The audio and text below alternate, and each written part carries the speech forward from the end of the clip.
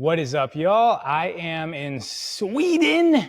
Just came from Switzerland and had a few noticings on my travels around the world, primarily how the world, the earth, feels different depending on where we are on the planet. And so, for instance, we were at this place in New York. It felt very nurturing.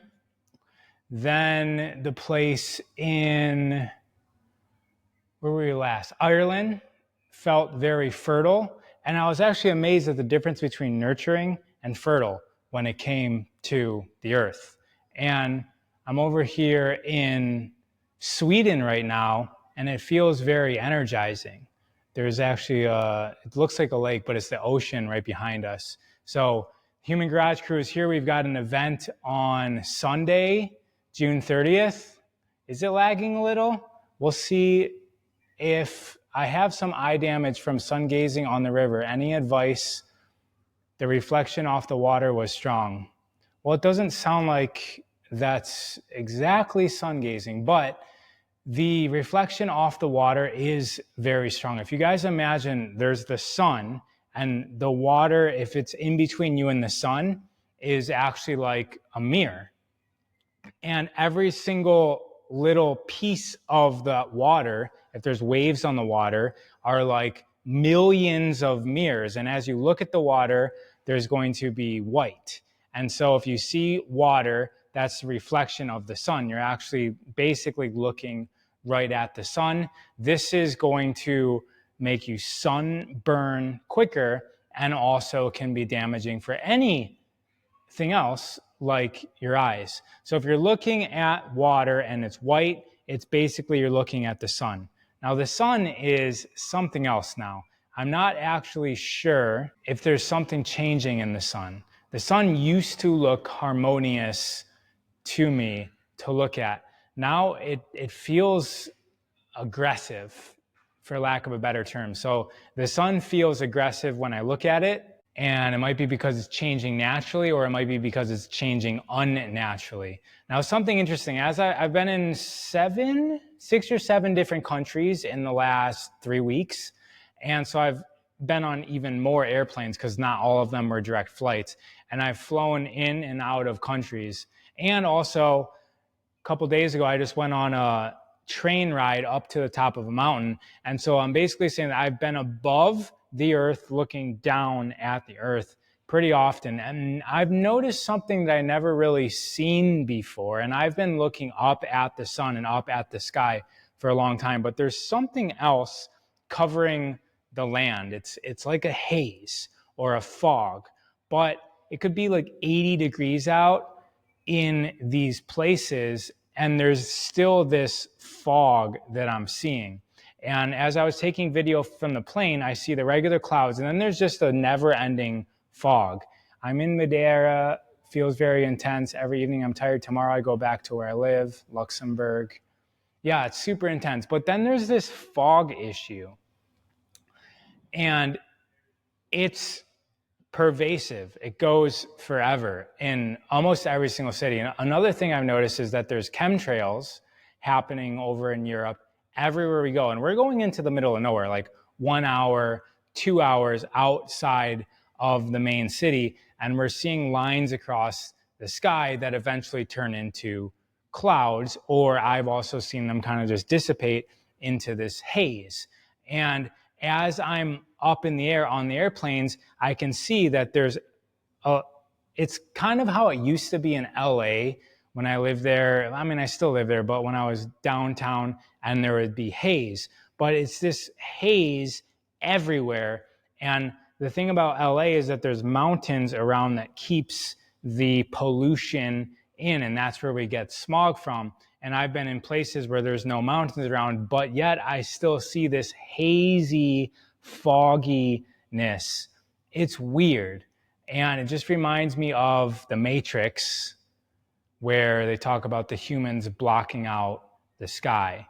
And from what I know and from what I've come across about our sun, if we are going to take the gravitational model of the universe where the planets are rotating around the star and the star is rotating around the galaxy, which I don't always take, but just for this instance, NASA has actually, and NASA is also not always believable, but the pictures that were released that I've seen that weren't explained what they were, you can see the heliosphere, which is the sun's atmosphere, is smushing up against something. And this is like 7-8 years ago I was seeing this. So it almost seemed like the sun was smushing up against another zone and about ready to push through.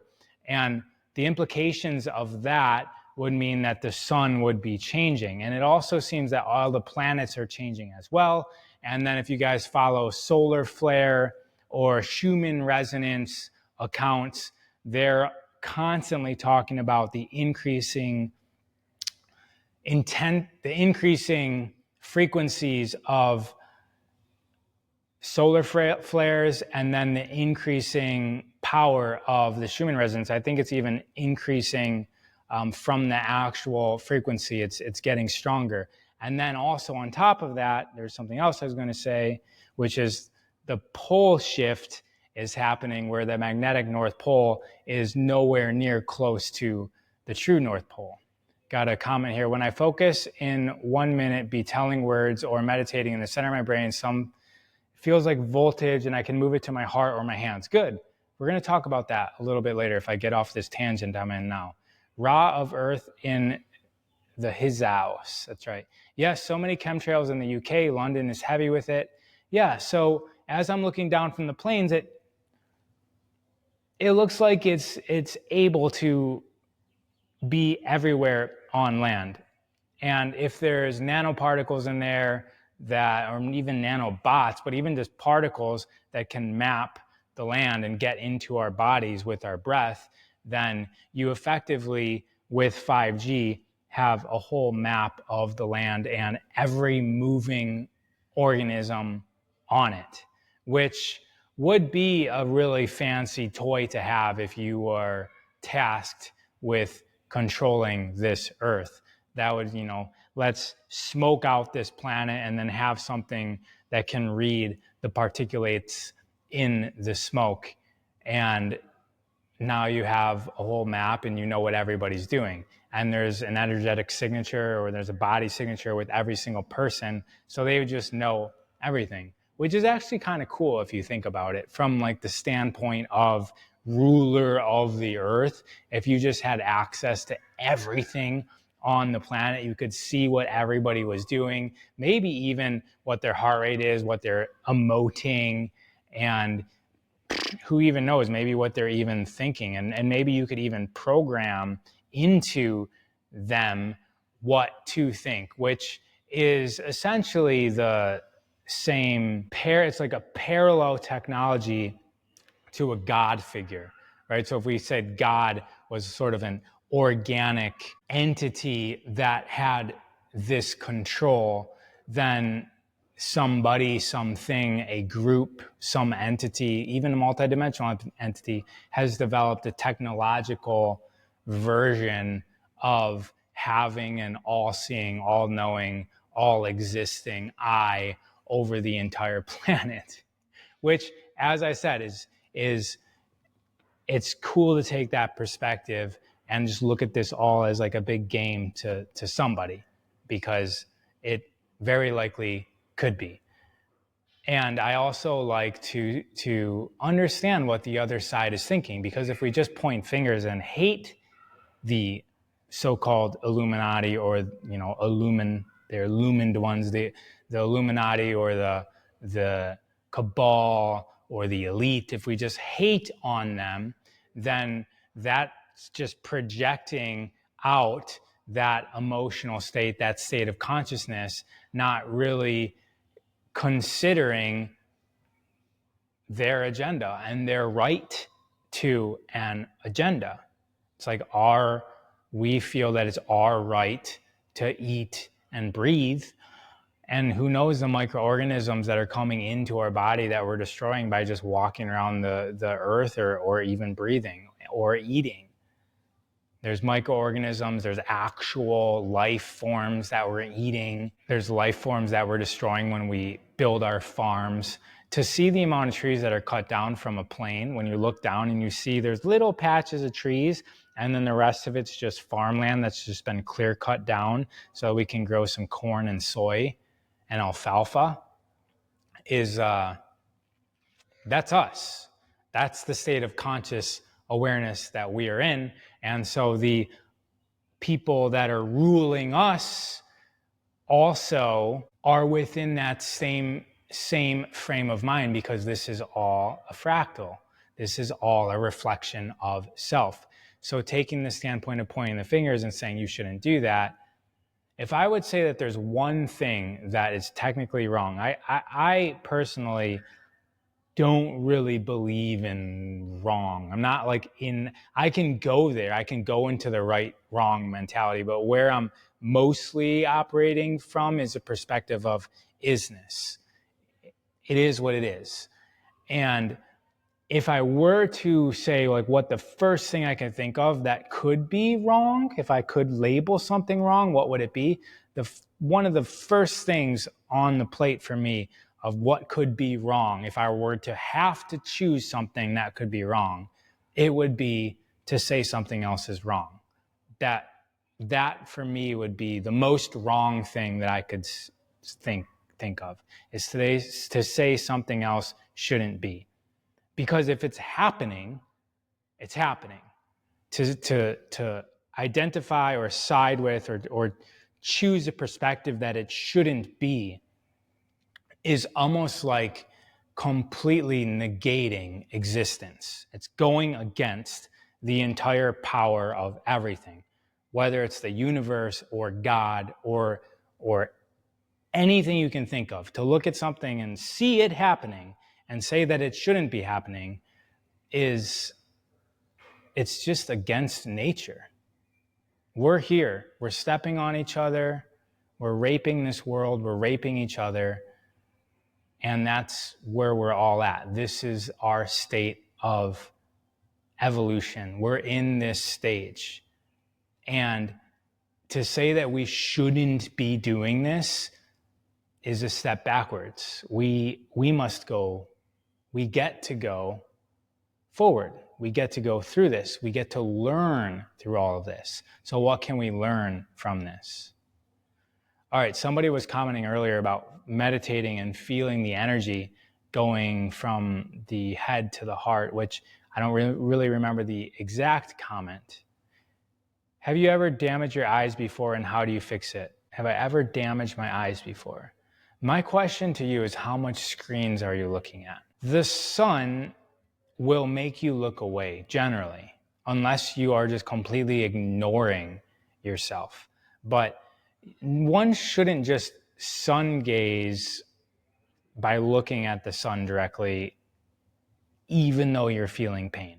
Pain is always a signal to stop. That's why it exists. It's for us to change behavior. Speaking of what I was just speaking of, as a society, if we are inflicting pain on ourselves, on others, we get to figure out how to change. Now, if you damage your eyes, see, this next day I can't read street signs. I'm not an ophthalmologist or an eye doctor. However, it's likely that you'll be okay. The body is incredibly resilient to a lot of things, including scrapes, including damage to things that we're taught are irreparable. And my invitation is to figure out, and I'm trying to think about how to say this correctly, figure out how to relax your eyes, especially when it comes to artificial light. Because if you did get damaged, it's because of a strength in the light that is too strong for your eyes. if you go indoors and you're looking at your screens, it's not a full light spectrum, but it's very strong in parts of the light spectrum. And those spikes are going to be putting even more damage into your already vulnerable eyes. So my invitation is to stay in the shade, try not to look in the sun or the water, as you say, for too long. I am interested in how did you get yourself in this position? Because there's been sun and there's been eyes for a long time, and usually, we don't do things that hurt us. We don't just go jumping off of a cliff and landing 30 feet below because it's painful. And so how did you stare at the sun for so long that you inflicted pain onto yourself? I'm just curious on how that happened. Energy. Before I talk about the energy in our body, I'd like to discuss the energy in the earth, because that's where I was going earlier. Thank you. Contrario Rosario says castor oil over the eyelids at night. So what they mean by this is actually on the eyelids. And then that castor oil is going to be able to seep into the body. And castor oil is amazing for a lot of things. I definitely look it up. Floating down the river, I was paddling and decided to sun gaze during. Okay. Yeah, so castor oil will go into the body, and that's definitely, that's a good idea. I like that. So I was talking about the energy changing in the different areas on Earth. And I think that it has a lot to do with the life there as well. And when it comes to life, we usually separate life forms, right? We've got plants, we've got animals, we've got the fungus kingdom, we have the bacterial kingdom. Viruses aren't alive, but that's a whole other thing, that it's a tool. Yeah, castor oil can go on the body as well. And you can put it over organs or your breast. Castor oil is amazing. And you can get castor oil packs, which I wouldn't really recommend for the eyes. Maybe though, that if you heat up that area, you can put castor oil on some cotton, or you can buy a castor oil pack, which has a waterproof backing, and then put it on your body, and then you can put a heat pad or a boiling water in a little silicone bag over top of it, and that'll actually infuse the castor oil into the body. What does castor oil do? Castor oil does a lot. I'm not going to go in that direction now, but if you guys look up, the first time I heard about it was listening to Edgar Cayce. Edgar Cayce was known as the sleeping prophet. And I've actually been to his institute in West Virginia, or Virginia, somewhere over there.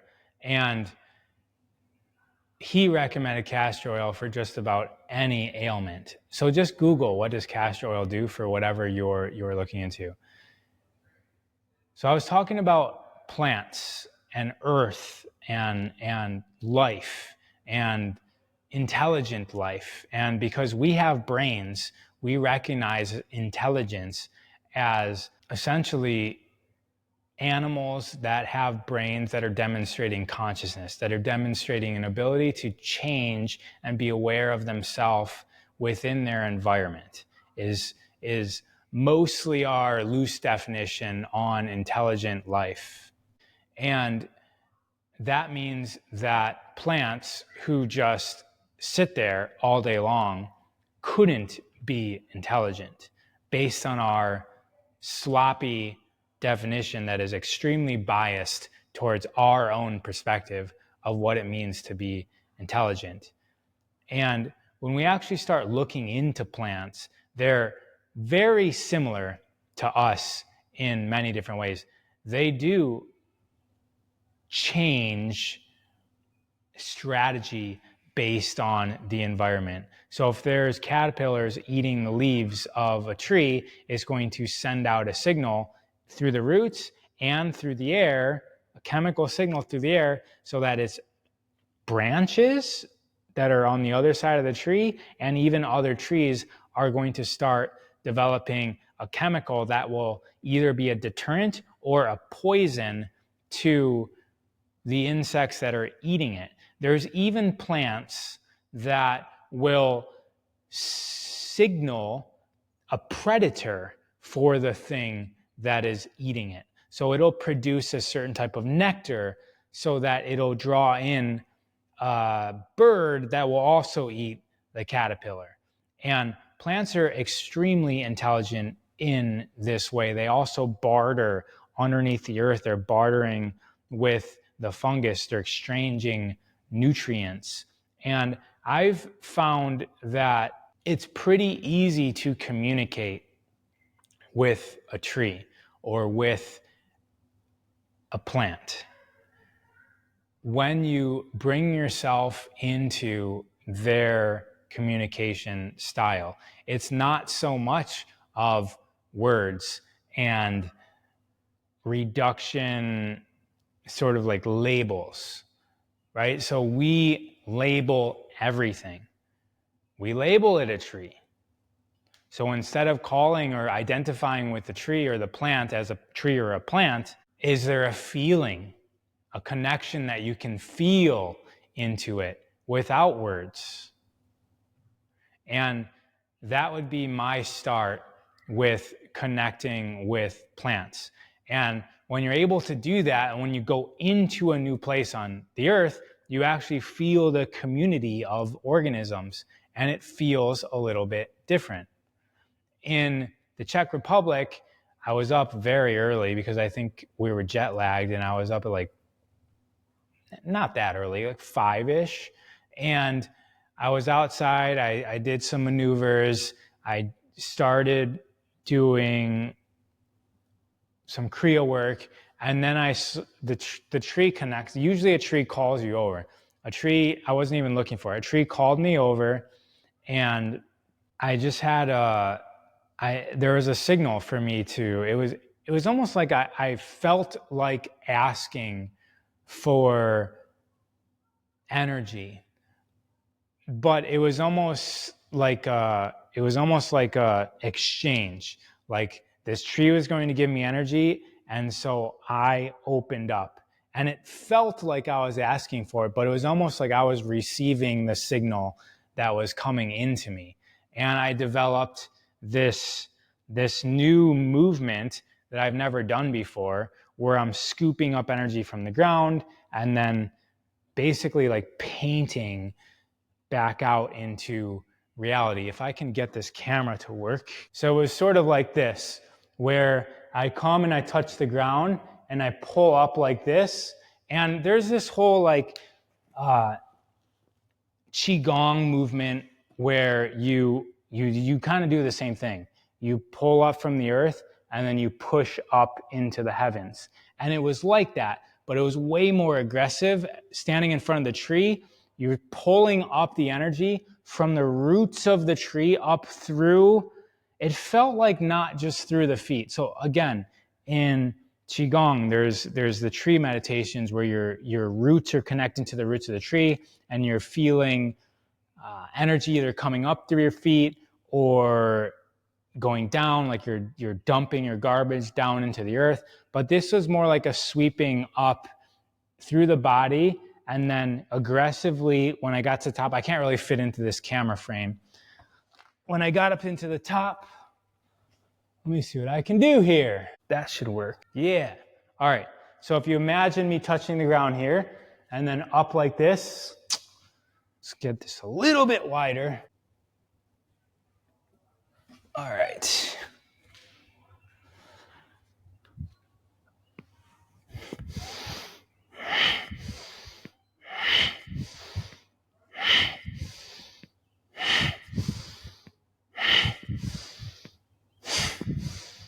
And those that are into, let's say, Pilates will recognize, let me just get this back to where it was. Those that are in Pilates will recognize what I mean, but when I say that the movement doesn't happen because my muscles are moving me. The movement happens, in Pilates, it's almost like the breath is moving you, or there's like an energy deep in your core that's moving you. But with this, it's like this subtle energy is what's moving me, and it's coming in, and it feels like paint. I'm throwing it out. And I've done a lot of energy work where I build energy in the body, and then I then spread it out into reality, which I also think is important for us to do, is to harmonize and create oneness with reality. Will you share the mantra and breathwork movement you did in Ireland? I will not. That, for right now, is a signature experience that you get to experience if you come to a Human Garage stop on the tour. And I'm merely a opening act for them. I'm right on before them, and I just get the body expanded. And I've been doing this particular set for like 5 years. And obviously it's evolved during that time, but it's an amazing thing. It's what I do if I'm asked to go on stage somewhere and give somebody an experience. And it's an amazing experience where you connect with your past. I almost am hesitant to say what it is because I like it when people have no idea what they're doing. You're connecting with your past, your present, and your future, like really connecting to your ancestors. Because when I say past, I don't mean like when you were a kid. I mean like when you were your great, great, great, great grandmother. Connecting to that past, the lineage. Where is that past at? That's in the earth. They're buried. They're in the earth. And so it's connecting with your ancestors in the earth. Then connecting into, and I can't say too much, and then connecting to a profoundness. It gets even more profound than that, but then it expands out into the present and then expands out into the future. And by future, again, I don't mean what you're doing next year. I mean your kids, the lineage that's coming after you that exists now, because time is an illusion and we experience linear time. However, everything that has happened and is going to happen is happening in this moment. And so if you learn to play with energy, you can gain access to these energies. And it's not so much that we physically experience it. Just like if I'm talking to a tree, I'm not actually talking. I'm not using words. There's an energy exchange though. And I can translate that into words. I just translated it partially into a movement for you guys. And I can explain it in words, but the actual communication doesn't happen in words. And it's the same thing with these other dimensions, these other timelines, these other realities. First, learn to move energy within yourself. Do you know what you feel like when you're happy? Do you know what you feel like when you're sad? Do you have an ability to choose? There's a book called Initiation where the author remembers her past lives. And one of them, she was a pharaoh's daughter and she went through the Egyptian initiation process. Am I going to be at the Vancouver event in August? Yes. She remembers her past lives, and one of the first things they did in the initiation practices was develop a capacity to control emotions, to manipulate them, to actually feel happy, to feel angry, to feel apathy, to feel guilt. First with the mind, first developing a scenario like actors do, to cry. Taking yourself into a situation where you were crying, and then that'll evoke the emotion. But then it was, are you just able to do it without having to prime yourself? Because this energy within us is very powerful. And that's where we start. Are we able to be in a very stressful situation and choose a non-stressful internal environment? Are we able to move things? Can we turn it on when we need it? Can we feel the energy in between our hands? Do we know where our voice is coming from? Are you speaking from your mind of your head? Or are you speaking from your heart? Or are you speaking from your gut? See, the gut is actually it's what pushes us through things. So you can speak from your gut, or you can speak from your heart, or you can speak from your head. And are you aware of that? I've been speaking from my head this entire time.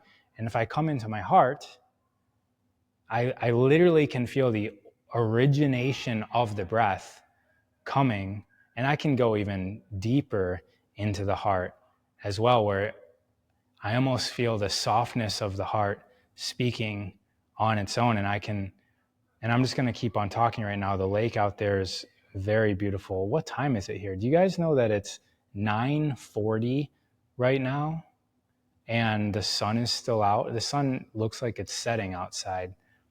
We're in Gothenburg, Sweden right now.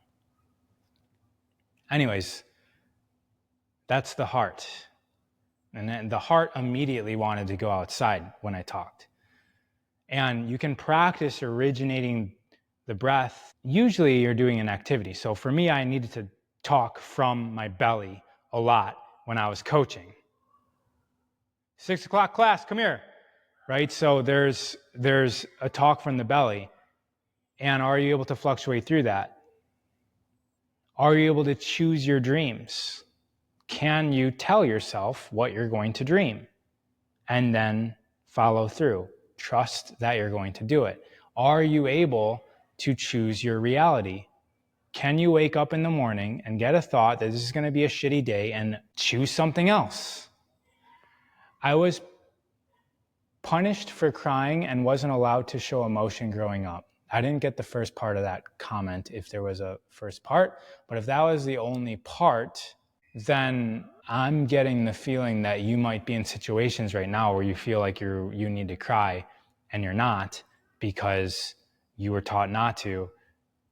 But that's the reason why you're in the situations that you're in now, is so that you can experience that side of yourself. And so this is another thing, like when things happen to you, are you able to self-assess and ask yourself, why is this happening?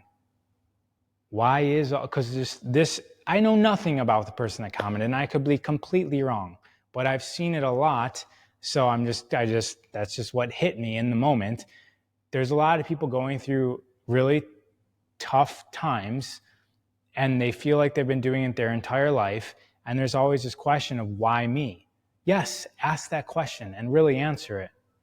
Don't just ask it and say it casually without actually coming up with an answer that works for you. Because you can come up with an answer like, because life sucks and I'm an idiot. You can come up with answers and focus on that. It doesn't really do anything for you. Are you able to come up with a list of answers and choose the ones that are going to be in alignment with your greatest version of self? So once you start being aware of all of these different aspects within ourselves, and we're not just this person that I call myself that we were taught when we were younger, we actually start to remember things that were when we were younger and we were told not to do, like don't talk to the trees, they're not alive, or don't cry. It's not, why not me is what I always hear me saying. Why not me is what I always hear. That's actually a good thing to say though. I cry so much, I cannot,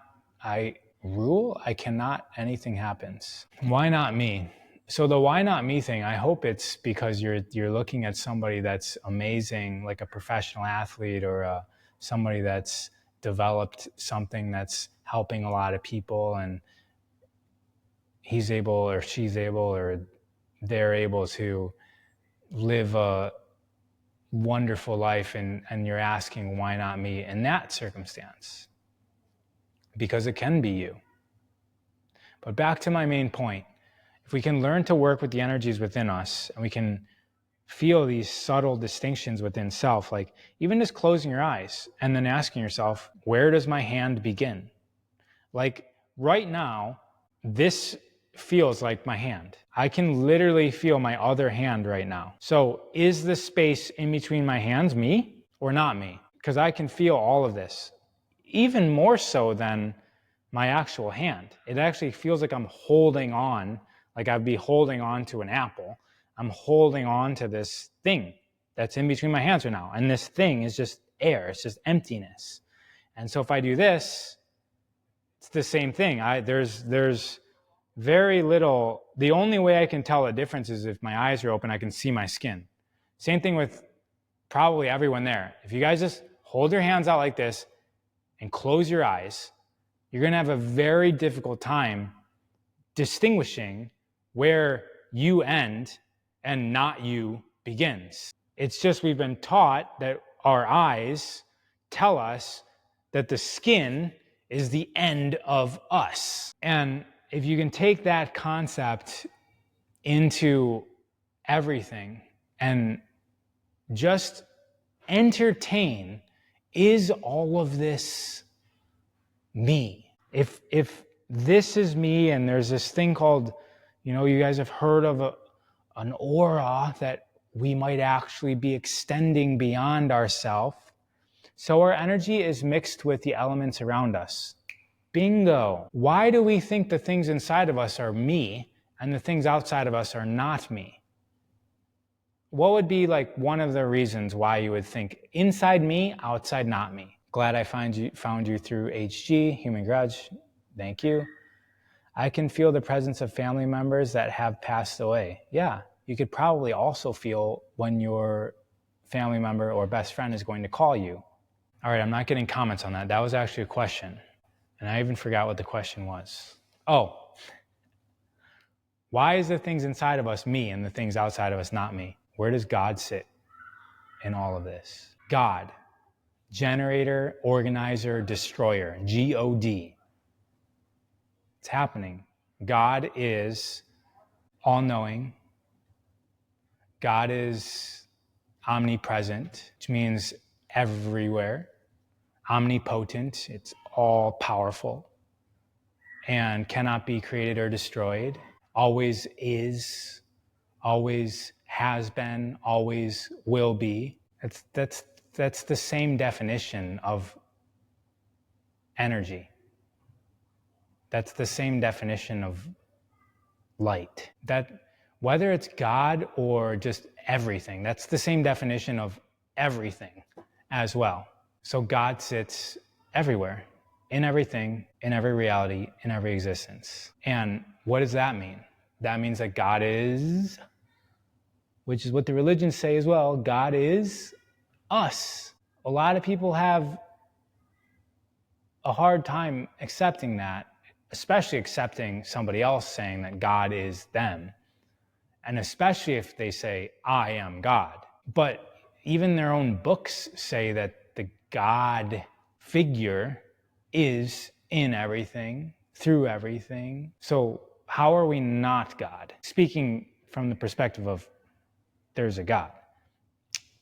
I was punished so much when I was a kid that my breath was stopped. Now I cannot cry. Are we still on the crying thing? Hold on. I think this is about heart. I was punished when I was a kid that my breath was stopped. Now I cannot cry. I think this is about heart. Or just let go of that past. It's so much easier said than done. But everything I've been talking about also like when you start looking at time and reality, it's all really fluid. And if we're holding on to things, we're going to carry it with us. Energy. So now with this, everything, what makes up everything makes up me. Now I know where I'm going. Remember I asked that question, what's the difference between in me and out of me? We usually think about things within us as like necessary for life, right? Like, well, my heart is me because without it, I can't live. Or my hand is me because without it, I don't get to pick up things and feed myself with it. But are you less you if you chop off your hand? Like what goes if that happens? And I'm not answering yes or no on that, but the same is true for everything outside of us. You can't live without the air, without the prana within the air, and everybody is breathing the same air. You also can't live without the earth and everything on it. And everybody is eating the same food that's made up of the minerals from the earth. It's flowing through us. Same thing with water, same thing with light, same thing with this God thing. It might be God, it might be some other morphic resonance, a field, a morphic field, a map that's mapping this all in. And this all might be a video game as well, but either way, the video game creator is the God in that scenario. What if we are the video game creator and we created ourselves and we're also the player? We're playing ourselves within the game that we created.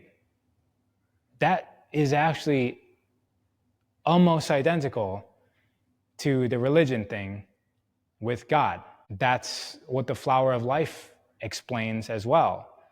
There was a being that went in every direction to experience itself, and it experienced itself, created a circle or a sphere, and then it went to the edge of that sphere and created another sphere really. And within that, now they have the Vesica Pisces. You know, if you got a circle overlaying a circle, now you have duality. And then they go to the edge of that and create more and more and more. And eventually you have all of this. And this is all the universe breaking itself up into pieces to experience itself. And we're in a fraction of that experiencing linear time and physical reality, where we have this state of consciousness where it's very strong for us to identify as an individual. That's our predisposition. It's not mandatory for us to stay there though. And that's when things get really interesting. When we choose to go exploring and seeing what else there is. Consciousness has no limits. God has the quality of mercy. Forgiveness is an act of love. God has the quality of mercy. If he's the one that started it, what is he actually, like if he's the one that's actually started the pain, then he's going to be merciful by relieving that from you. Like, why did he start it to begin with? Like, that's, yes, he does. It is a generator, an organizer, and a destroyer, because that is necessary for us to grow and integrate. We go through cycles of life. We go through cycles of life every single day. There's the sunrise, there's the day, there's the sunset, and then there's the night. We go through this with the seasons, spring, summer, winter, fall. We go through this with the breath. There's the inhale, there's the hold, there's the hold at the top of the inhale, there's the exhale, and then there's the silence at the bottom of the exhale. We go through this in the lunar cycle as well.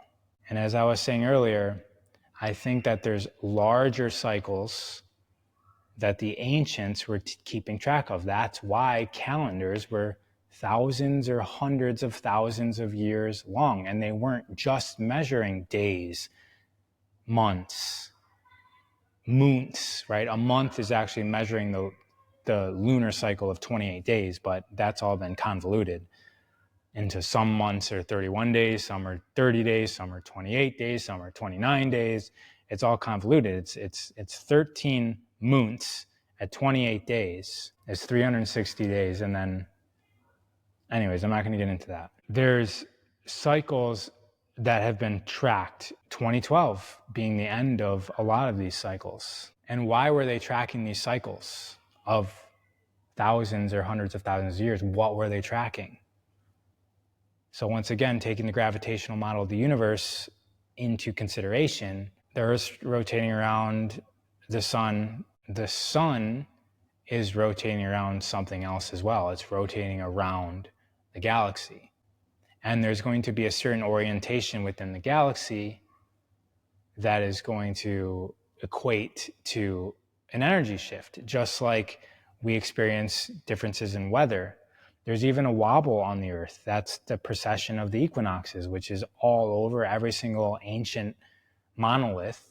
They're making references to the precession of the equinoxes, which is a 25,920 year cycle where the earth wobbles on its axis like this. So it's spinning, but it's also pointing in a different direction over the course of around 26,000 years.